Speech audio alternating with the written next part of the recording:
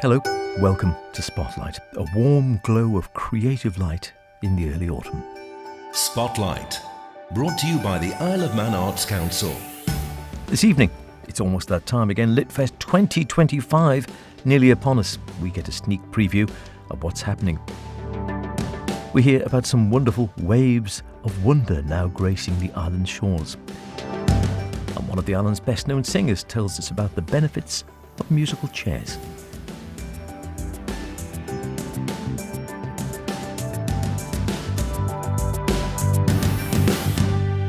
Remember, do get in touch with any creative artistic endeavours you might be involved in planning, hoping to create or would really like to put in that spotlight this programme. Theatre, poems, music, literature, ceramic sculpture, drag, film, mime, social media, all the rest. Calligraphy, that was a good one, need more of that. Get in touch, Howard Kane at manxradio.com, Kane with an E, or spotlight at manxradio.com. Love to hear from you. Get you on the show. Why not? Cost you nothing. Lovely to hear from you. Get the arts out there. What's not to like? Can it really be autumn? I'm sure we were looking forward to summer events just a couple of weeks ago, but autumn it is, would you believe? And if proof were needed, one of the great literary events on the island is fast approaching. LitFest 2025 gets underway on the 23rd of this month. To find out more, I spoke to LitFest's Ricky Bennett. We've got a whole raft of different folks coming over. We've got some events returning for another year. We've got our staples like the quiz and the celebration of poetry, which is our big poetry event on the Saturday evening, which is I'm sure you're aware of. I did see that. Yeah, yes. I spotted that one. Yeah. It's always a fantastic evening. It's just like it says, a celebration of poets. It's sort of an open night. Like you can apply. You can put your name down to read a short poem, just 2 or 3 minutes, and there's everyone gets to vote on their favourite poems, and there's prizes and all sorts. And this year it's hosted by Mark Grist, who has been over before. He's an absolutely amazing poet. Absolutely adore him. He's really great fun to listen to. He's going to be comparing the celebration of poetry on the Saturday night. He's also doing a solo event on the Sunday tea time down at the Erin Arts Centre as well. He's great to listen to. And also see on the 28th we've got our own Michael Manning, former bard, of course, leading a workshop. That's that's right. Down at Windsor Coffee House on the promenade, he's doing a little workshop for us about poetry. So that's going to be really fantastic. He's an amazing poet, and it's just so great that we're able to incorporate some of the local authors and local talent to help us out. Everyone's been so amazing to help us out with this, because it is really a celebration of Manx authors as well as our visiting authors. And I think, again, I mean, there's no shortage of literary talent on the island, but you're right, I suppose, unlike, music and the sort of performing arts, quite often the literary arts, so people are writers or poets. I mean, we do see more poetry cropping up now, but I think particularly writers, it's more of a solitary pursuit, I suppose, to a degree, isn't it? If you're reading, if you're writing, until you actually get material out there, and events like this where you share it with like-minded folk and members of the public, it can be a bit of a solitary pursuit in a way. Yeah, and that's one of the reasons why one of our returning events is always Writers' Day on the Saturday. That's a full day of talks and workshops and panels, and it's aimed at everyone who's an aspiring author or a writer. We've got folks from all over the island who attend for that, and we've got people who are just starting out their writing journey, all the way up to people who are published with book deals under their belt and just want to come along and immerse themselves in the community and learn a little bit more about writing. And we've got Joanne Clegg, who's another amazing local author. She's doing a workshop with her agent, Kate Nash, is coming over as well. They're going to be doing a workshop together for us at Writers' Day. We've also got Sue King, who's got an amazing new cookbook out. Joe Davis, like you said, Michael Manning is doing the poetry for us on the Sunday. And it's just, we're incredibly lucky with the Manx community who are able to pull behind us. And we've got an amazing talent pool on this island. Oh, without a doubt. I mean, like say, Joanne, I think is on books 4 or 5 or 6. I've lost track now, actually. Oh, yes, yeah. She's a powerhouse. She's amazing. Churns them out at an incredible rate. And you mentioned Kate Nash there, and again, that's a great chance. You can sort of book a pitch with Kate, I think, and really learn if you're. As you say, if you have written stuff, you're doing things, you're thinking, I wonder how I get it out there. This is a great chance to find out. That's exactly it, because it's not a chance that you really have on the island to, go and network with literary agents and stuff. A lot of them most of them based across, a lot of them in London and things like that. And it is a unique opportunity for you to be able to get one-to-one feedback on your writing, on your submission, if you are looking to publish, if you are just wanting a bit of feedback on what you're doing with it, how to prepare for maybe putting it out in the wider world. It is a wonderful way to get a little bit of feedback from it, and we've had some wonderful success stories from it. People who have talked to an agent and been able to then go out and start pushing themselves forward and start looking towards publication. And I see that you're actually doing something on the art of crime writing. That is indeed correct. Yes, I am going to be interviewing Claire McIntosh and MJ Arledge, who are two amazing crime writers. I am extremely excited about that. You can probably tell that's on the Thursday evening, Thursday the 25th of September, up in Ramsey. And yeah, I'm going to be chatting to them and just talking about their books and probably getting far too overexcited because I've read books by them both and they are just extremely good. There are so many amazing writers doing some wonderful work in terms of crime novels that are coming out at the moment. Not just police procedurals, but you've got like cozy crime, a bit of a tea and a murder and some crumpets. Yeah, and there's a whole swathe of things going on. It's really fascinating to see. So yes, I'm excited for that. And this looks a little bit different as well. Illustration, because obviously the two go hand in glove in many ways, literature or writing and illustration as well. And I think it's Pauline Hazelwood coming over and doing a sort of creating a cartoon scene. So this is live, I think, with ideas from the audience. That's exactly it. Yes, we've got 3 events that day down at Douglas City Library, who are being really fantastic hosting for us for those events. And Pauline Hazelwood will be doing, like you say, it's a bit of a draw along, using ideas from the audience to sketch things. I'm not sure exactly what it will be. It's going to be a bit of a surprise for us as well. So I'm really looking forward to it. But her book's Polar Bear and Sea Lion, set on the Isle of Man, of course. So it's got that link in there. We've also got poetry workshop just before that about mythical creatures and poetry with local orphan poet Jacqueline Shirtliff. And then after that, for slightly older kids, we've got a storytelling workshop with Kyle Withington, who is from the island as well. And he has a podcast called Mona's Isle. And he'll be working with slightly older children to in terms of, developing stories and storytelling. All of those events are free. You just need to book via the Manx LitFest website. And we can't finish without mentioning the Schools Day as well, and that's this whole educational aspect, and I suppose inspiring young people coming through to get involved in reading and indeed in writing. Yeah, that's very much what we want to do. We have a firm commitment to encouraging literature and love of reading and writing on the island, and part of our commitment to the community there is that we will send as many of the visiting authors and local authors into the local schools as we possibly can. They will chat to classes, they will do little assemblies. We've had all sorts going on, and it's just in terms of really providing something to the children that will hopefully spark this love of reading and writing on storytelling in all its forms throughout their life, because it is such a useful thing for kids to be able to pick up at an early age and run with throughout their lives. So we're hoping we can do our bit towards that. Sounds terrific. The nitty gritty then, people sort of they might have seen things around already, or the programmes, own lovely programmes already out and available. What do people need to do if they want to go along to any or many or maybe all of these various events? Absolutely, as many of them as you want to. You can have a look at our website, which is manxlitfest.com. All of the tickets are available online on TicketSource. That's ticketsource.co.uk/manxlitfest. And you can, or if you just want to drop us an email, the address is manxlitfest@gmail.com, and we'll And yeah, but all of the tickets are available on there. LitFest runs through until the 28th of September in venues around the island. Programmes are available, so pick one up if you're out and about and try and support whatever events you can get to. Without your support, of course, these sort of festivals won't happen.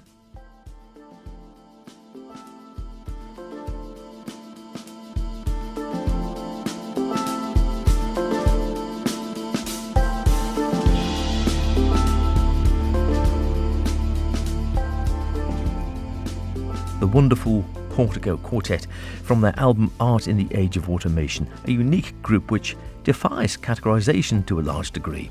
Minimalist, ambient, jazz, electronica, well, all the above and more, and I've been listening to various iterations of the group for, well, more years than I care to remember, after first seeing them busking on the South Bank in London. As we heard on last week's Spotlight from the Arts Council's Martin Kane, there's a rare chance, nay, unique, to see them here on the Isle of Man in what is being billed as their only gig this year in the British Isles, in the intimate setting of the King's Court Theatre at King Bill's. Supporting the Portico Quartet, the Manx improvised electronic music act Kitterland and Isle of Man-based soundscapetress Soundology. Whole evening presented by a new name to the island, Waves of Wonder, the brainchild of Cornelia Dahlgren. To find out more, I spoke to the woman behind the waves. Or should that be riding the waves? I'm not sure.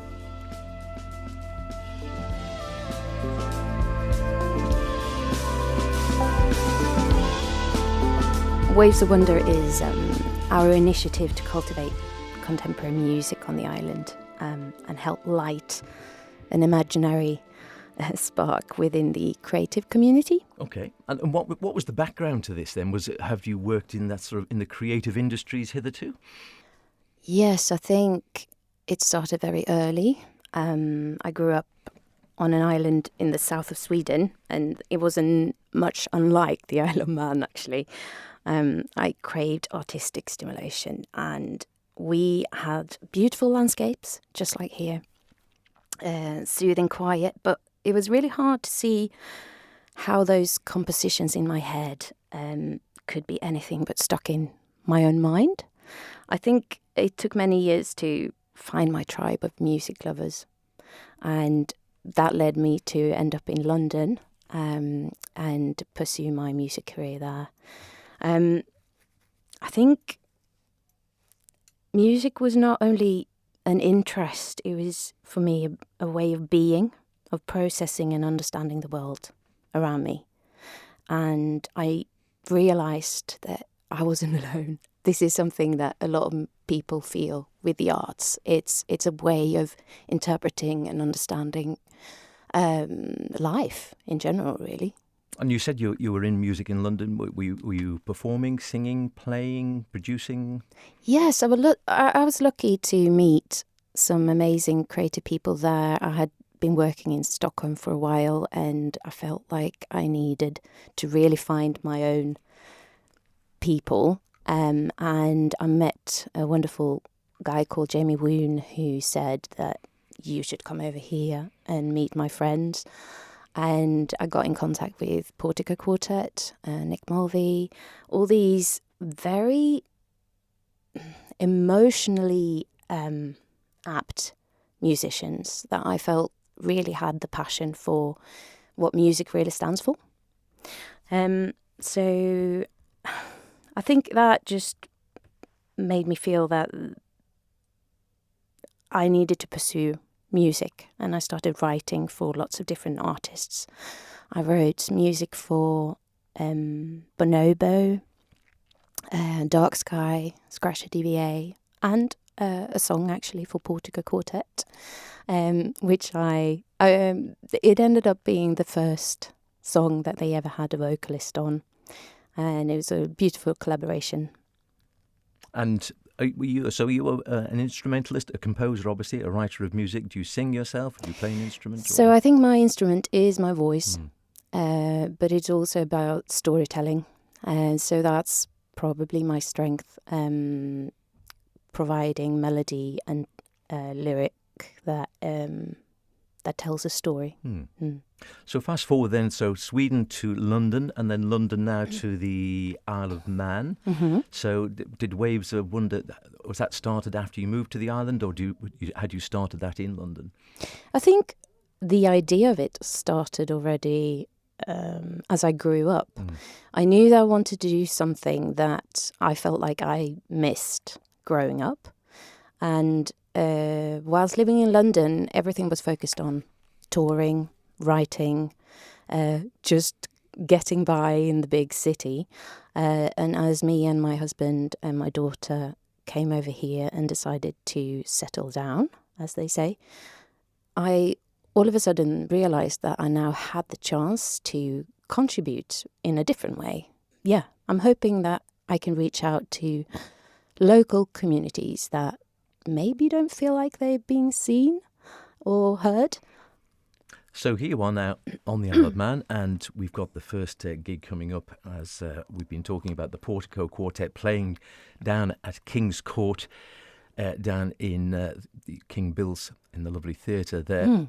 But it's, again, there's the support, but again for you it's not really just sort of a case of, right, here's an act from across and here's support. You're very keen to sort of integrate the two and have this idea of supporting local talent. So you've got Soundology and Josh there, and also bringing bands across. And this is something that you're aiming to develop?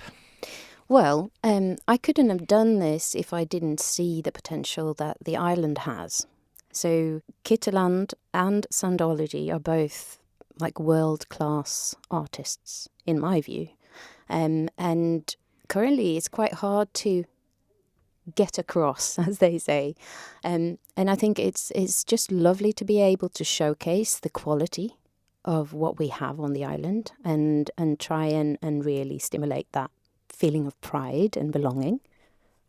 And so this will be the first one. Are you hoping then going forward to do more gigs? Are you looking to sort of do a gig a year or more than that? Or how is that going to go forward? Yes, that's definitely the aim for this. I'm so blessed to have the support from the Isle of Man Arts Council. They've been super helpful in helping me understand what I need to move forward. And fingers crossed that we can make this happen again next year. But that really depends on this event. I'm really hoping that people will seize this opportunity. It's a once-in-a-lifetime opportunity to see a world-class act on a small stage in a beautiful sort of Hogwarts-looking castle. It is a great place, and a lovely theatre as well. A lovely intimate space for the artists to play. And are you going to? Because I think you did perform or sang on one of their albums a while back. So are you going to be reprising that over here or not? Can I quote Ruth Kegan-Gale on this?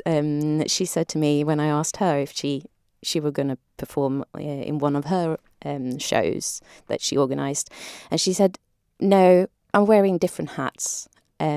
It's just really important to know when to step back and let someone else shine, and that's my intention with this one." Okay, fair enough. And how have you found then moving? Because again, that's sort of three artistic communities. You're one starting off at home in Sweden, and then obviously being in London, which is a huge melting pot of artists from around the globe. It has always been thus, I think, literally global village there of music. And then moving to the Isle of Man, a much smaller pond. How have you found the sort of artistic circle here on the island? The talent is here, and I'm slowly understanding how it all fits together. But one of the reasons why we're doing the Waves of Wonder project is to really sort of try and help connect these little dots of creativity. There's so many platforms, but I feel that we could do more about connecting people on the island. Have you actually enjoyed this first experience? As you say, it's. I mean, there's always an awful lot of loose ends to tie up. It's always, as you say, a big gamble. It's not for virtually all of these events. It's not about making huge amounts of money. It's about bringing, like I said, bringing talent over, trying to share this talent, trying to sort of offer an opportunity for people to experience something maybe a little different. Yes. For me personally, music is also about mental health. It's about stimulating the mind and understanding that we need to soothe our very busy brains. And so if people want to find out more about Waves of Wonder, about what you're doing, obviously the gig coming up with the Portico, what's the best place to go? Is it best go to, is there a website or contact you directly? What's best? The best place is to go and buy a ticket and to take part in this amazing event. We are at wavesofwonder.im, obviously, .im. And we use Ticket Source. So if you go on the website, there's something that says Get Tickets, and then you put your cursor on top of that and click it, and it will take you to the ticket site. Marvellous. And is there any other way, or at the moment, after this, will it then be a case of, have you got anything else in the pipeline, or is it a case of get this one done first and then see how things are going to go forward after that? I think that if we can break even on this one, I will definitely move forward with some amazing talent that I have in mind, both local and from across. Maybe even from further across. Da-da-da-da. Loving the sound of it already. Well, listen, lovely to talk to you. Great to hear about Waves of Wonder here on the Isle of Man. Will you stay in touch and let us know what's happening after the Portico? Love to do that. Thank you.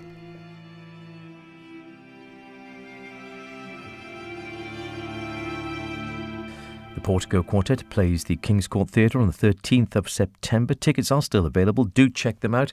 Like all these things, unless people go, they won't happen again.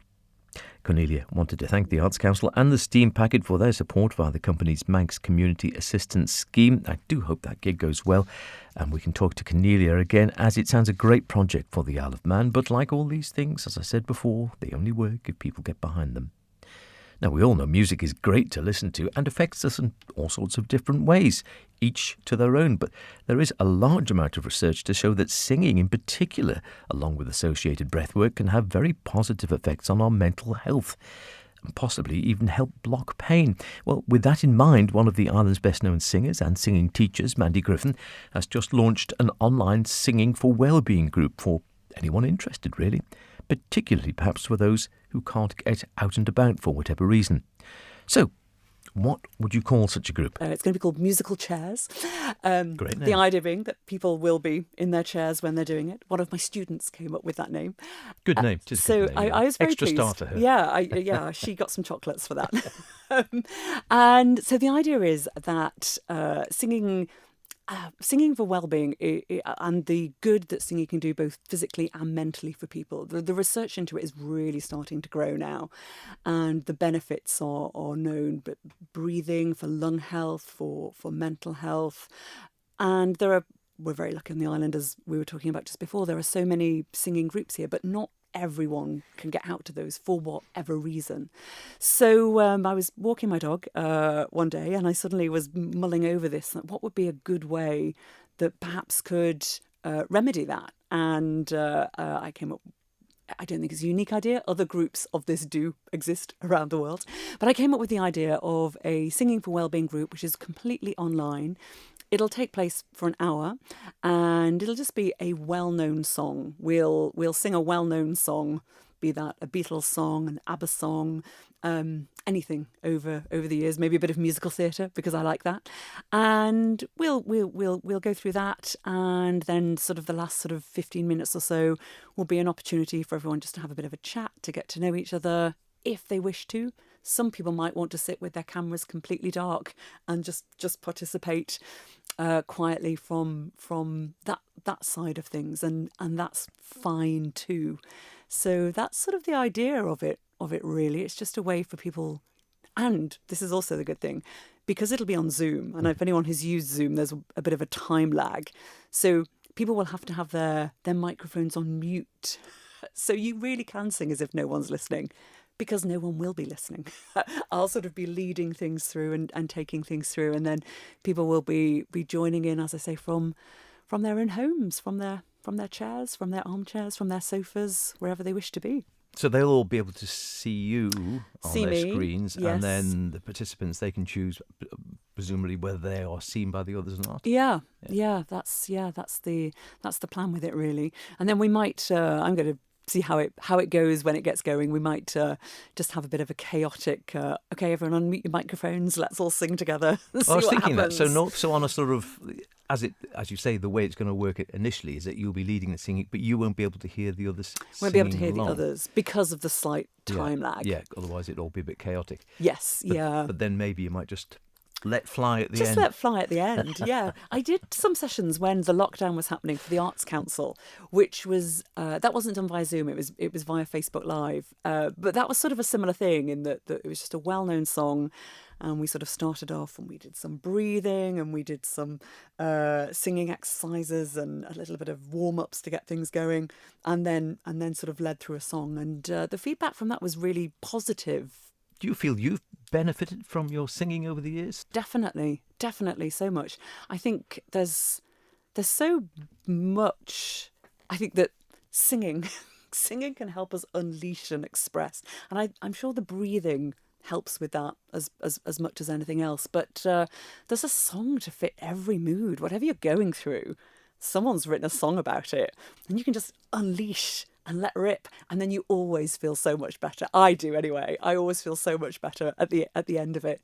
Breathing wise, singing does really, really great things for breathing. People who have COPD or any sort of lung difficulty, the breathing for that, the breathing for singing can make huge differences.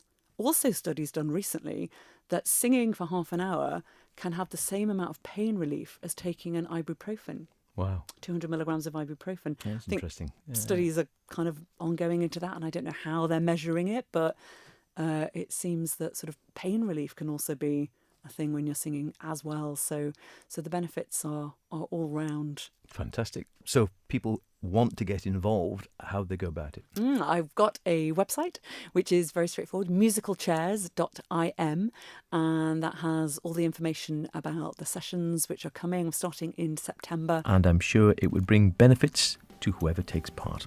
That's about it for now. We'll be back next week, of course. See you then. In the meantime, be good, and whatever you're doing, be creative about it.